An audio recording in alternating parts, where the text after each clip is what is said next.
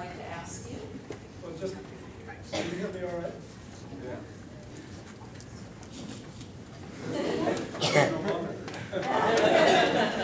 So, to show you how far hardly strictly bluegrass has moved, our band put on a Seder at Sheriff Israel in San Francisco the other night called Hardly Strictly Shabbat.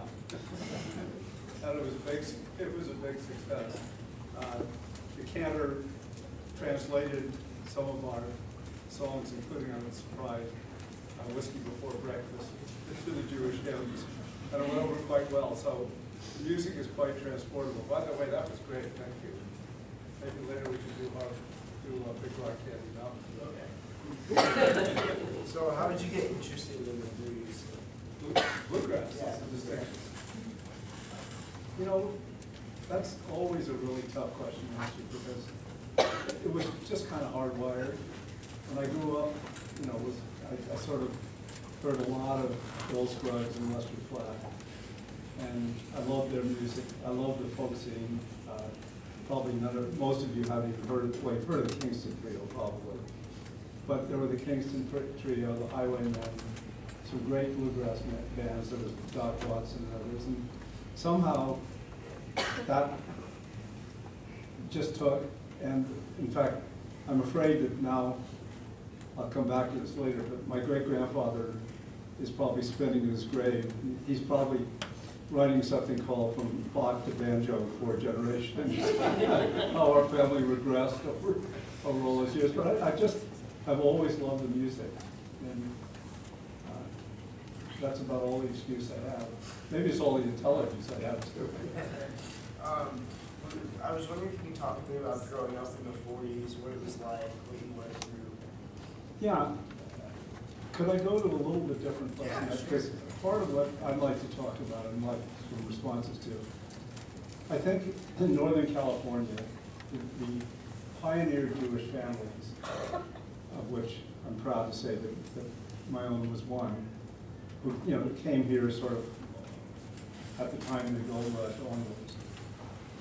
They always, I hate the word assimilate. They always remained Jewish, but they were always part of the greater community. And they were always accepted in the greater community. And it's been a real blessing certainly for my family, but for for all of us with Jewish heritage who live in the Bay Area during the times of the uprise of anti-Semitism, even in this country, but the days of Father Coughlin or Henry Ford or others. There was very little anti-Semitism in the Bay Area, and that is true today. We've always been accepted as part of the great. Now, everything's not perfect, but they always said that if one of us married a Christian and he belonged to the Burlington Country Club, we could only play the back nine. But I don't think that's a serious, that's a serious degree of anti-Semitism. But in the 40s, but forever, we've been accepted in the society, and not a bad example.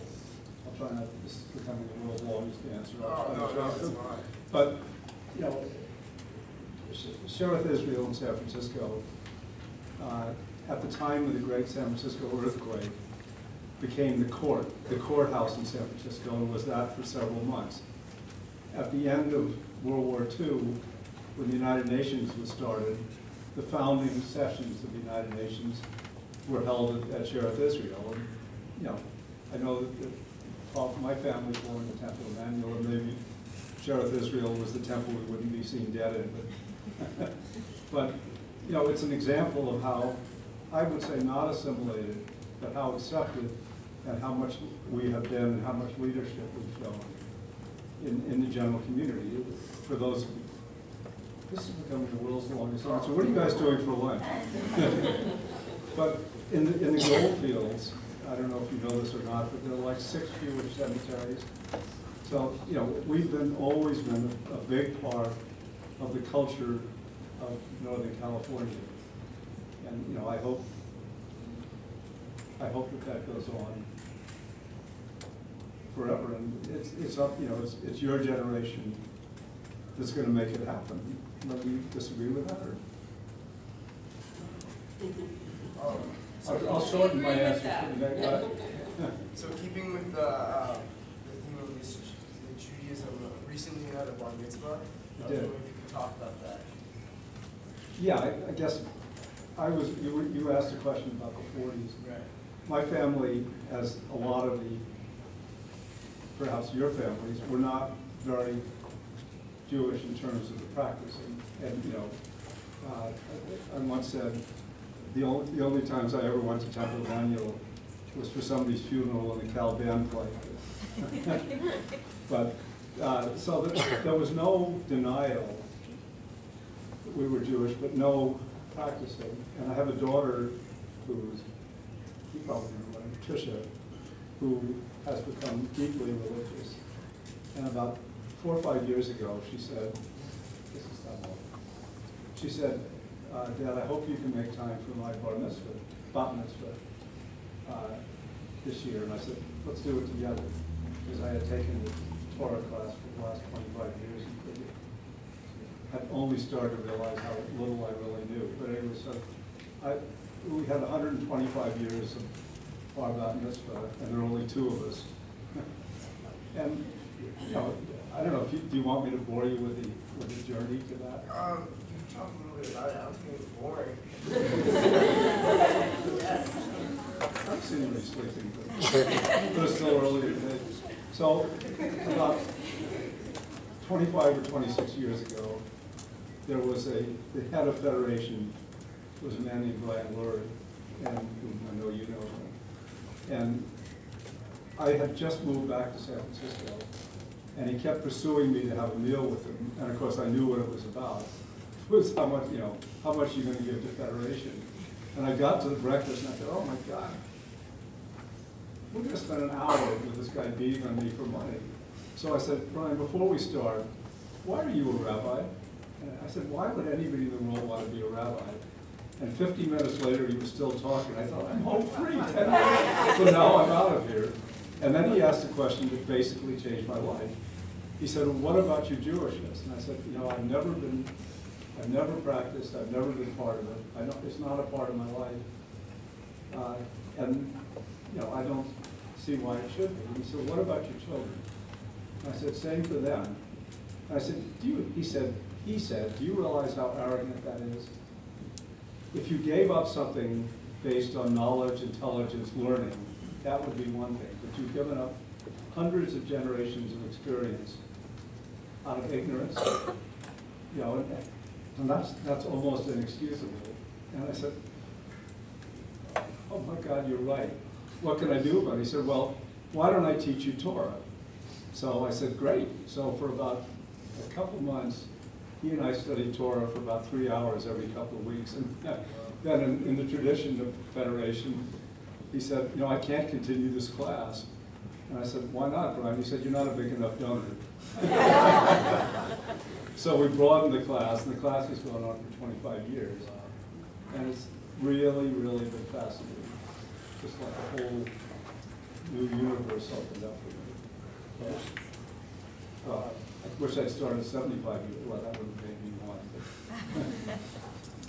So we were just wondering if you can explain what your firm does and what exactly private equity investment is. Yeah, I can try. Okay. I'm sort of retired now. They're probably doing all kinds of different things. But basically, we are a partnership where a number of institutions are partners of ours, including some of the large retirement systems, including like Stanford Endowment and others. So we amassed an amount of money to start a partnership. We're now on number 7. And basically, we buy large parts of all of industrial companies of companies of one sort or another. And our idea is that we work closely with the management. We don't fool ourselves that we're industrialists. But our role is to help guide them in terms of financial planning, capital allocation, et cetera. And pretty simply, we're in our 7th partnership now. Our idea is to improve the companies, or help them improve themselves, and then offer them to the public or sell them to another company. And we've been doing that for about 23 years. It's a little, at times, it seems a little like the river in Siddhartha. We're always moving, we're always in the same place, because we're still doing what we did 25 years ago. And unlike, there are a number of private equity firms, by the way, we're a little better than the top 100. But we are different, for what it's worth, from others. We're in one business, that is buying and owning companies. We have roughly 23 companies that we own now. We consider ourselves to be partners with the investors, like California Public Employees Retirement System or Stanford or others. We make our money, it's not bad, we do all right, but we make our money on the progress of the company. We don't collect fees, we're not, this is kind of boring, but we're not in a bunch of other businesses. But is that somewhat clear what private equity is? Okay. I think my partners might be embarrassed with how limited that description was, but that's sort of the best I can do this morning. Okay, yeah, and then also, you're chairman of the Jewish Community Endowment Fund, and we were just, what is that and what do you specifically do? The first one is easier to answer. Okay. As one knows, I pretty much thrash around, but the Federation has a very large endowment, which is basically in 2 parts. One, this money that's been left to Federation one way or another over a bunch of years, and that's a couple $100 million, which Federation is able to spend on Kehillah High School and other worthwhile Jewish causes in Northern California, but also in Israel. So that's one part. Another part is a little more esoteric. We have a lot of money in what are called donor-advised funds or supporting foundations. So Shlomo sells his business for $100 million. I can't remember Shlomo's last name, but Shlomo generically sells his business for $100 million, and he opens a thing called a donor-advised fund. And those assets are sort of under the supervision of Federation. And he makes, or he and his family make recommendations as to where he would like the money to be given over the years. And that amount is quite a lot larger, probably closer to $1 billion. But that's not Federation's money. And we only can, well, we can only accept or reject. We have the right to reject recommendations. It's very rare, but it is done.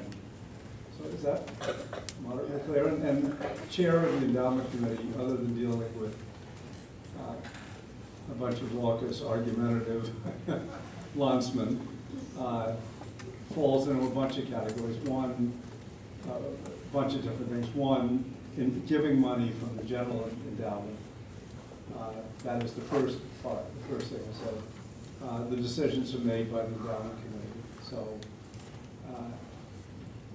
I think we've given money to Kehillah, and we've made some very good decisions. The chair, in effect, well, I'd like to say I have the final word, but in any Jewish organization, that's an oxymoron. So I can try to provide leadership in where we donate the money. And then secondly, to try to supervise that the people with the funds with us, the second group of things I was talking about, are obeying the regulations that actually the federal regulations. And I think that's pretty simply it. I mean, we deal with allocation of funds. There's a different, yeah, that's it. Pretty, I'm even getting bored. So I think we're going to open it up to some students that might have any questions. So does anybody have any questions? Svea. Okay. Can you talk about your view of tzedakah? Yeah, a lot. Let's see, again, are you busy for lunch? Yeah, I mean, first thing is I think it is so ingrained in Judaism. You know, you can, there is quote after quote in the Torah about tzedakah. I mean, leaving the edges of your field uncut, providing that for the stranger and the wayfarer. You know, so that I think it is after tzedakah, I think, after hundreds of generations, is kind of hardwired. That you know, it isn't something that you accept or reject. It's kind of part of your fiber. And I think that it's, well, I have a personal philosophy of giving, which is very different from many, many others. But our family foundation, we pretty much will look at a broad spectrum of giving. All of my kids, by the way, you know that you're really getting to be an old guy when your daughter says, "Dad, I'm going through change of life." So all of my kids, 4 of them, and now starting with the grandchildren, have been raised with a tradition of giving. But I don't think that was really me imparting the message. I think it was part of their wiring, and they now have become very active in our family giving. And as I say, there's various ways to approach it. There are a lot of people who've made a fair amount of money who say we're only going to give to early childhood, and there's nothing wrong with this. I disagree with it, but we're only going to give to early childhood development, or we're only going to give to one thing or another. I like to be kind of ecumenical, and our family does in our giving. Secondly, or thirdly, or whatever the series is, I also think that tzedakah is not just giving money. Tzedakah is involving yourself, and you know, I personally, obviously, you know, somebody comes to our family and says, you know, we need $1,000 to bail my uncle out of Lompoc or something. You know, that's a little different. Well, that doesn't happen, but you know, but to become involved, I think a big part of giving, a big part of philanthropy, is involving yourself in the institutions. Well, look at your founders. I mean, Len, to a substantial extent, not only has helped to build Kehillah High School, but is deeply involved in the operation, in the outreach of Kehillah High School. And I think that's a perfect example of what I believe is philanthropy. I once caught an off-balance moment when he said, "What's a philanthropist?" I said, "It's a cross between a misanthrope and a philanderer." That probably isn't the case, but is that a reasonable answer to your question? You know, and if you feel, you know, a need to involve yourself, I think that's because, you know, for hundreds of generations, that's what we've done. And I know very, very few, not none, but very, very few Jewish people who are not in one way or another involved in philanthropy. Don't you disagree with that? And again, it's kind of, you know, do you want to look at a spectrum? Do you want to narrow your focus? I personally haven't, well, I'm repeating myself. And as I say, the other lesson is involve yourself, not, or at least we have. And that's almost bigger than the actual giving. Almost, at times, I wonder, why have I done this? Why are we involved in this philanthropy that's going nowhere? That I'm now down to the last single donor. But involving yourself is easy because that's, you know, I don't know, almost genetically, that's how you're wired. Ms. Sullivan? Greetings from a 5th generation San Franciscan and a proud share of Israel alumni. Were you there? What? Yeah, a long time ago. No, you weren't there for the No. I was intrigued by your comment, sort of your offhanded joke about dealing on the board with sort of raucous, argumentative bondsmen. And our students are very active with nonprofits, with teen philanthropy groups, with youth groups, and they've also dealt with, lots of arguments if they're trying to decide where to give to charity or how to make a student decision. And I'm wondering if you could walk us through maybe a meeting where there is a lot of arguments. How do things come to a decision? The first part is, do they come to a decision? Because sometimes they don't. But, first thing is I don't want to seem overly, we're not dumb. And we do like to debate, and usually debate will lead to a pretty reasonable, an intelligent approach to things. Not always. But usually it will lead to a consensus of opinion or, well, excuse my language, but as chair of the endowment committee, some you have experienced, as chair, you've got to have a little bit of an SOB factor. You've got to be willing to say, I've had enough. We've discussed this more than it's, more than it's worth. So I'm going to bring this to a vote, and if you vote against it, I'll resign. Oh, sorry. But the debate is healthy because good things come out of the debate, and I think that's one of our strengths in being Jewish, that we don't accept autocracy very accept it at all. And it means that meetings go on way too long, but usually I think that the decision is not always the wise one, and sometimes we have to rethink, but it is healthy, and I think that's true of an awful lot of Jewish organizations that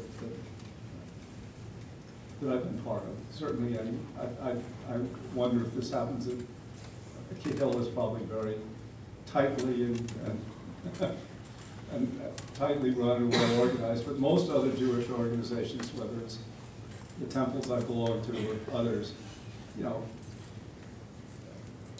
Temple Emmanuel recently had a pretty big uproar over one of the rabbis. That's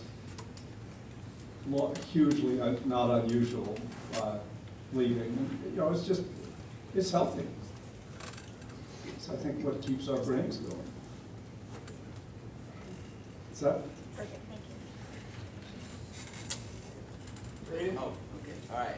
Why did you decide to start the free music festival, Hardly Strictly Bluegrass? There was something about the guy who swallowed the goldfish at the cocktail party, and somebody said, "Why did you do that?" And he said, "I don't know, it seemed to be the thing to do at the time." But I've always loved the music. I've always had a fantasy. And by the way, I wasn't playing at that time. I'd given it up a long time before I started again. I've become pretty serious since then. But I loved the music. I had always had kind of a fantasy of putting on a festival. So we started a festival which we call Strictly Bluegrass, for those of you who remember the first couple of years. And Strictly Bluegrass, it was named Strictly Bluegrass because Emmylou Harris agreed to come, and she wasn't playing much bluegrass. So I thought if we called it Strictly Bluegrass, that she might reassemble the Nash Ramblers. No. So after a couple of years, we said, we're not going to win this argument, so we called it Hardly Strictly. But it is a form of tzedakah, I think, in the sense that if you have, this sounds very arrogant, but if you have reasonable financial success, one of the choices that you make is, and somebody is going to hate this, but I always say, Bluegrass Festival, Picasso. Would you rather own a Picasso or put on a festival where hundreds of thousands of people enjoy music, which is a huge ego trip because every time you go on a stage, people cheer, but so what? But to me, that's an awful lot more fun. And I have such poor taste. We do have one fairly valuable painting, and I never look at it. So people say, "Isn't that a great-looking opera?" And I said, "Where?" But I don't have any trouble watching the festival. So that we had no idea the first year what was going to happen.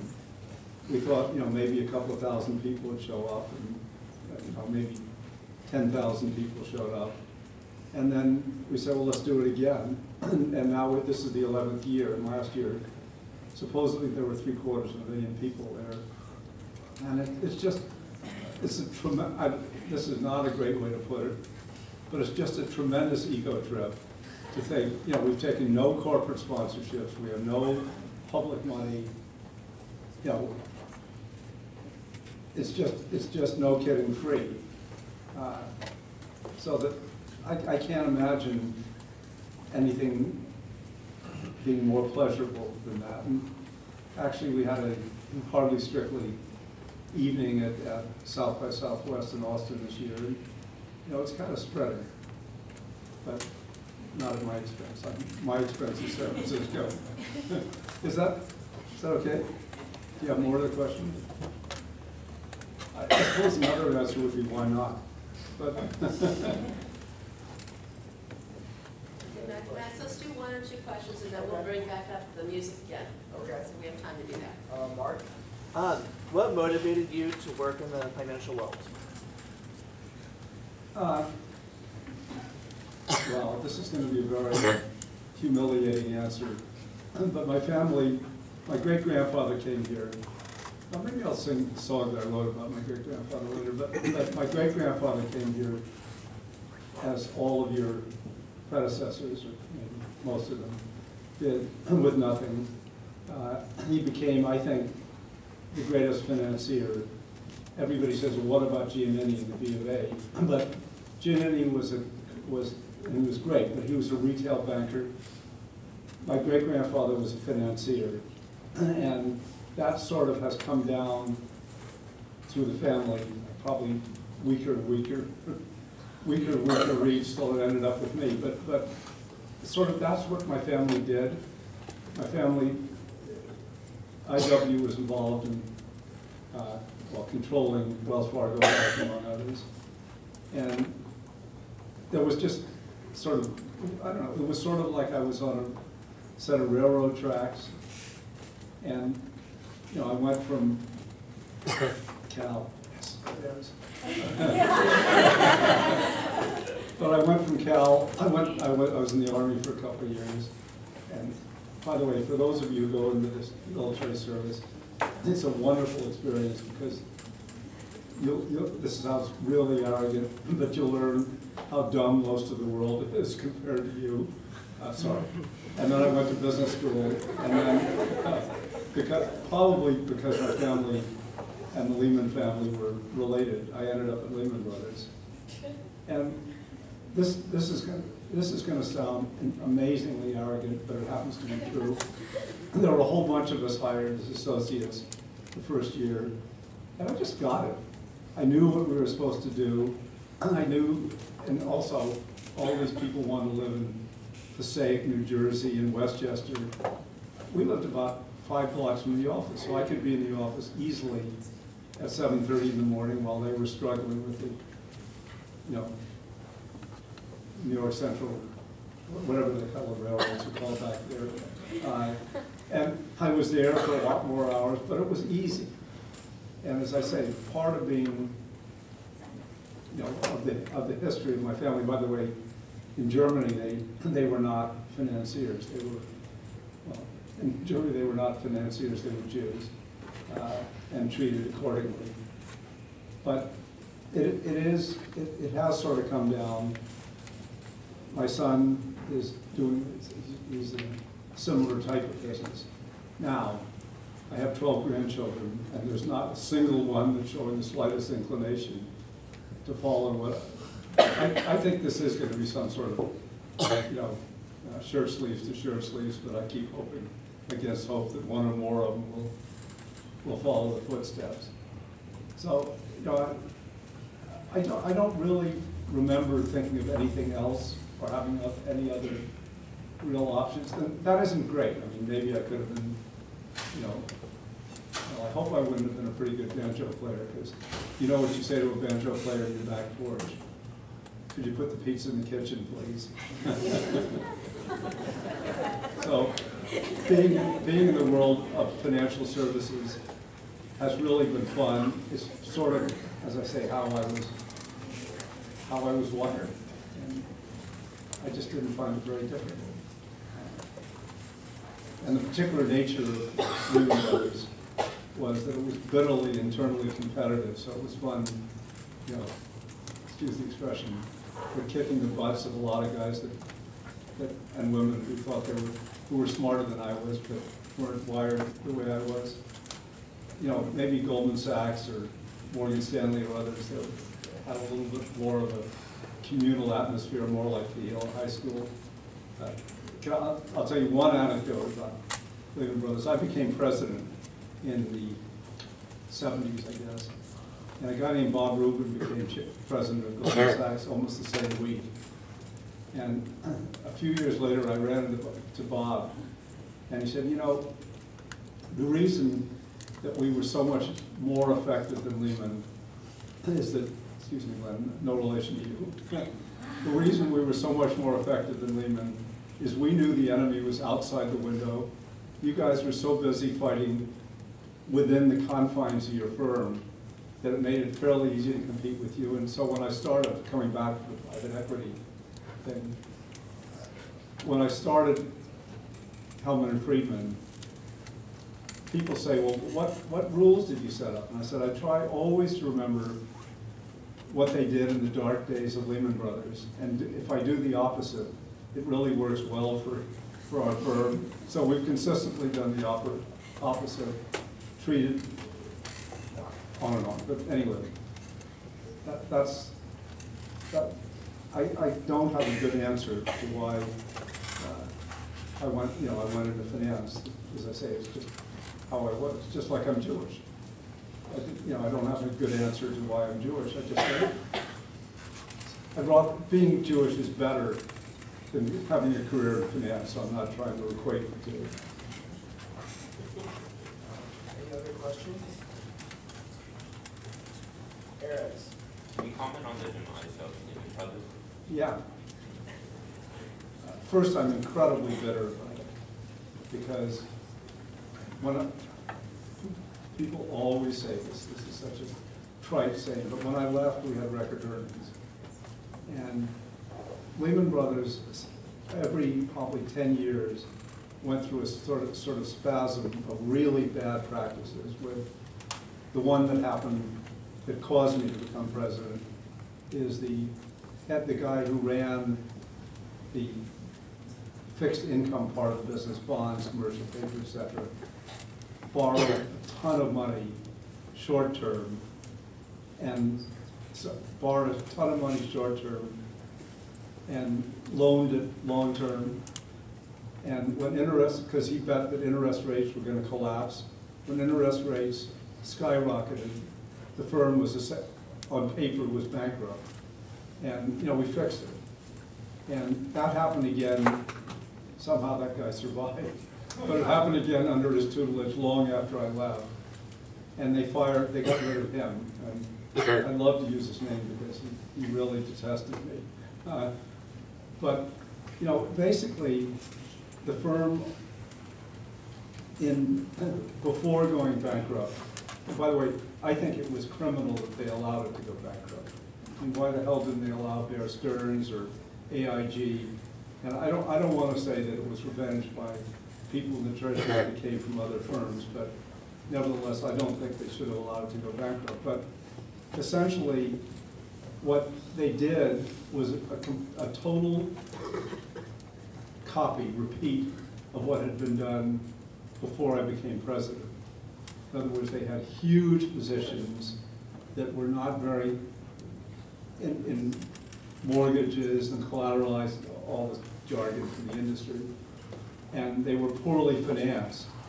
So when interest rates is this incomprehensible? When interest rates went against them, they were paying more interest than they could collect on the loans, and also the loans were going sour. So they essentially were bankrupt. Is that okay? Is that? If I could ask a follow-up, do you think the government should bail out things, or? I think the government I don't know the answer to that. I think they should either bail out all of them or none of them. And I think the argument that was made, I think, was criminal, that, well, we had to make an example. Well, they had at least a dozen firms that they could have made an example of. And maybe this is family history speaking, but why choose Lehman Brothers? And I can give you some dark reasons, but you know, the Treasury answer was, we have to make an example. And I think that was complete nonsense. They bailed out the others. I'm repeating myself, but you know, I think they should have bailed. If they bailed out Bear Stearns, AIG, and a myriad of others, they should have bailed out Lehman Brothers. And I think that contributed materially. You listen to reviews, but that, I think that contributed materially to the whole financial collapse we had at the time. And you know, why did they get in trouble? Partly, and I left this out of my answer, but there's a competitive spirit, if you want to call it that, on Wall Street, where you're the president of the firm, the guy who's your bond trader comes in and says, do you know that Bear Stearns just bought $2 billion of collateralized loan obligations? We can't compete if we don't, you know, if we don't make those sort of moves, so that, you know, volume becomes everything. And nobody sits there and says, well, who cares? Because you live in this competitive Wall Street environment where a lot of people seem to care, and it's, well, you know, it's essentially what happened to Bear Stearns also, except that they had friends evidently in the right places. So, you know, it partially went, mechanically it went broke because of an imbalance. The old thing, you know, don't lend long and borrow short. The old adage, but partially it went broke because of greed and competitive pressures, I think. Is that close? Yeah. Let's invite the band to come on back up, and if people have individual questions, maybe afterwards, you can ask Mr. Sure. Hellmen.